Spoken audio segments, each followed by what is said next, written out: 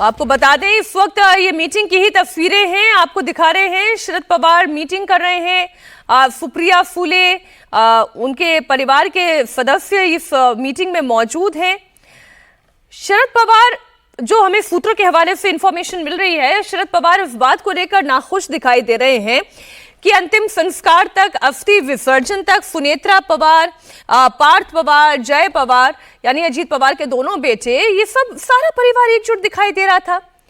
लेकिन अचानक से ऐसा क्या हो गया कि शरद पवार को इस बात की इंफॉर्मेशन तक नहीं दी गई और ये फैसला ले लिया गया कि फौरन सुनेत्रा पवार उप मुख्यमंत्री पद की शपथ लेंगी। ऐसी परिस्थिति में जब दोनों धड़े विलय होने की कगार पर दिखाई दे रहे थे, ऐसा हमें सूत्रों के हवाले से इंफॉर्मेशन मिल रही है। हमारे दो सहयोगी महाराष्ट्र विधानसभा से सचिन चौधरी लाइव जुड़े हुए हैं और दिनेश मौर्य हमारे साथ लाइव जुड़े हुए हैं इस बड़ी खबर पर। सबसे पहले तो सचिन ये बताएं कि शरद पवार क्या चाहते हैं इस वक्त, जो वो मीटिंग ले रहे हैं उस मीटिंग का एजेंडा क्या है? देखिए, मीटिंग का एजेंडा ये है कि अभी मर्जर को लेकर जिस तरह से एक तरह से उसमें एक रुकावट आ गई है, क्योंकि अजीत पवार गुट की तरफ से अब ये बात आगे कौन बढ़ाएगा। क्योंकि अभी देखिए, सुनील तटकरे, शरद पवार ने जो बातें कही कि मुझे पता नहीं था, मुझे बताया नहीं गया, अस्थि विसर्जन तक सुनीत्रा पवार साथ में थी, बाद में आगे वो बिना बताए चली गई। मर्जर को लेकर उन्होंने जो बातें कही कि 12 फरवरी को अनाउंसमेंट होना था, उस पर सुनील तटकरे को सवाल पूछे गए तो उन्होंने कहा, महाराष्ट्र के अध्यक्ष एनसीपी के, तो उन्होंने कहा कि इस बारे में मुझे जानकारी नहीं, मैं अभी टिप्पणी नहीं करूंगा। फिलहाल उनका फोकस आज की मीटिंग पर है विधायक दल में सुनेत्रा पवार को नेता चुना जाएगा, उसके बाद वो मुख्यमंत्री को जानकारी देंगे और शपथ ग्रहण की प्रक्रिया आगे बढ़ेगी। तो कहीं ना कहीं कहने की मतलब यह है कि एनसीपी अजीत पवार गुट के नेता मर्जर को लेकर चुप्पी साधे हुए, मर्जर को लेकर जो है उत्सुक नहीं है। शरद पवार का खेमा यह चाहता था कि परिवार जब एकजुट है ऐसे दुख की घड़ी में, तो अभी कुछ दिन रुक जाना चाहिए था।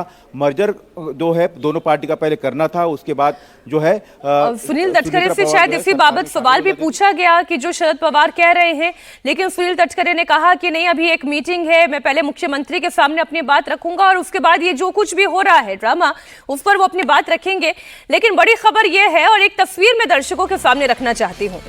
एक तस्वीर है, वो शरद पवार और अजीत पवार की मीटिंग की तस्वीर है। और ये मीटिंग कब हुई थी? ये 17 जनवरी को मीटिंग हुई थी। अजीत पवार 17 जनवरी को बारामती गए थे और उनकी शरद पवार के साथ मुलाकात हुई थी। एनसीपी के दोनों गुटों के मर्जर यानी कि एक होने पर शरद पवार और अजीत पवार के बीच बातचीत हुई और फरवरी में दोनों गुट एक होने पर राजी भी थे। लेकिन बीच में ही ये दुखद विमान हादसा हो गया, अजीत पवार की इसमें मृत्यु हो गई। लेकिन दिनेश, ये जो मीटिंग की तस्वीरें हम अपने दर्शकों को दिखा रहे हैं, जो बताया जा रहा है 17 जनवरी की मीटिंग की तस्वीर है, उसमें शरद पवार, ऐसा लग रहा है क्योंकि सबसे बड़े भी हैं, वो इस मीटिंग को चेयर कर रहे हैं। अजीत पवार वहीं मौजूद हैं, रोहित पवार भी इस वीडियो में दिखाई दे रहे हैं। क्या बात हुई थी? क्या ये तय हो गया था कि फरवरी में मर्जर होना है?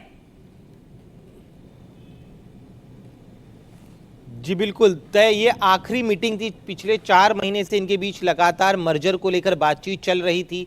4 महीनों में कुल 8 बैठकें हुई थी और आखिरी बैठक, ये शरद पवार की बैठक के ठीक एक बैठक जयंत पाटिल के घर पर हुई थी, जिसमें आखिरी मुहर लग गई थी कि अब हमें विलय करना है और इसकी जानकारी शरद पवार को देना है। तो ये जो 17 तारीख की तस्वीर है आज सामने आई है, इन तस्वीरों को जानबूझकर सीनियर पवार खेमे की तरफ से लीक किया गया, यह बताने के लिए कि 12 फरवरी को आधिकारिक तौर पर उन्हें ऐलान करना था कि दोनों ही दल अब विलय करने वाले हैं। लेकिन अजीत पवार के निधन के बाद महज दूसरे दिन रात के वक्त प्रफुल्ल पटेल और सुनील तटकरे जिस तरह से मुख्यमंत्री देवेंद्र फडणवीस से मिलने पहुंचे और उसके बाद कल दोबारा जब जाकर उन्होंने सुनेत्रा पवार को उप मुख्यमंत्री बनाने की बात सीएम को कही, उसके वजह से सीनियर पवार खेमे को यह लग रहा है कि जो विलय करने की इच्छा अजीत पवार की आखिरी थी, उसके विलय करने के खिलाफ सुनील तटकरे और प्रफुल्ल पटेल है और इसीलिए उन्होंने इतनी जल्दबाजी की। एक परिवार जो गम में है, दुख में है, उन्हें थोड़ा और वक्त देना चाहिए था और कम से कम हिंदू रीति रिवाज के हिसाब से 13 दिन तक सूतक रहता है, उतने दिन तक तो इंतजार करना चाहिए था।